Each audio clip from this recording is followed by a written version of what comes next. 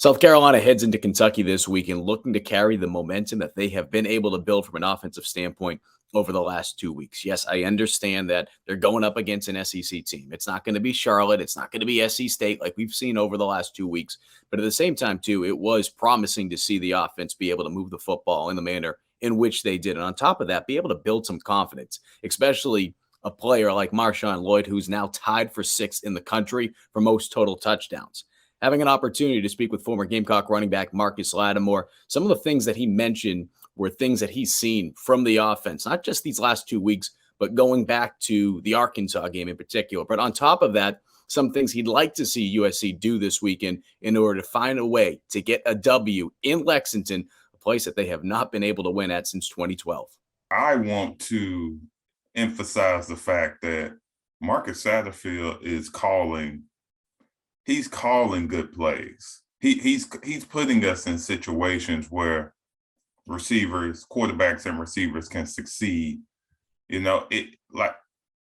What people have to remember is it's like he is seeing the game from the sideline view, and he's calling based on what he sees.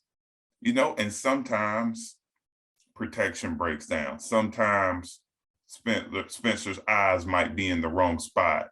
Like you said, Mike, this thing takes time. This is their fifth game together. Marcus Satterfield is calling plays based off of because things are open, and unfortunately, just like with Brian McClendon a few years ago, he was calling plays that he saw that were open, but sometimes the quarterback misses that. Sometimes he's just they're not on the same page, and they're not seeing the coverage the same way. And, unfortunately, that's still on the offensive coordinator. There's nothing that it's not like it's just what it is. And, that leads to job changes. That's just football, and that's just SEC football. Either you win and you're calling good plays, or you're not.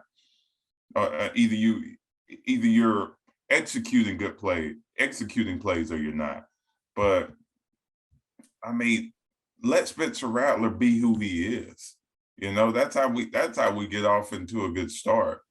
Obviously he's a guy that likes to throw on the run. I love how we started the game against Arkansas. We hit 2 or 3 high percentage passes, and then we rolled out, and then we had a little bootleg, and then some bootleg play action, whatever you want to call it, where, Spencer Rattler, he's on the move. Allow him to be on the move, using his legs, and give him some patterns where guys are running across the field and he's running. Allow him to be him, because that's when he's at his best. When he's on the move and he's being an athlete with quarterback attached to it. It's again, this is so easy to say, but they're going up against a really stout Kentucky defense. From their linebackers to their secondary, they've been really stingy this season. I've watched 2 games of them, and I assume that the same game plan that they had against Florida will probably be similar towards us. Where the quarterback from Florida, he had all this hype. Game 1, he just went off, and somehow he's a Heisman Trophy candidate after that game. And then Kentucky comes to town, and they put pressure on him. They put pressure on him early, and he had to sit in there, and they took away his ability to roll out to the side that he wants to roll out. And I feel like that's what Kentucky's going to do. They're going to put pressure on us. And that defense has been stout. So what can we do? I mean, we have to really find a way to get him out of the pocket. Get him out of the pocket. But it's not going to be easy. It's easy for me to say that. It's not going to be easy against these guys. I mean, they tough, man, and it's just that they've kind of built their culture on toughness, and you kind of see it come out. You see it come out against Ole Miss. You saw it come out against Florida. They've been stout all season, and it's not going to be any difference on Saturday. But however, we have good players too. We have really good players. So get him rolling out.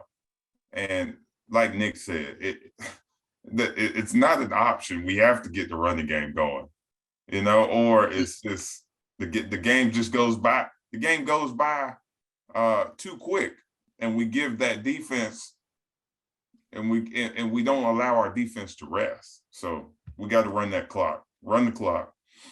Kickoff Saturday is slated for 7:30, and you can catch all the action on the SEC Network. And as a reminder, after the game, be sure to tune into the GC Live post-game show. Former Gamecock quarterback Perry Orth will be joining us this week. For the latest on all your Gamecock news, keep it locked in to GamecockCentral.com. Until next time, I'm Mike Yuba.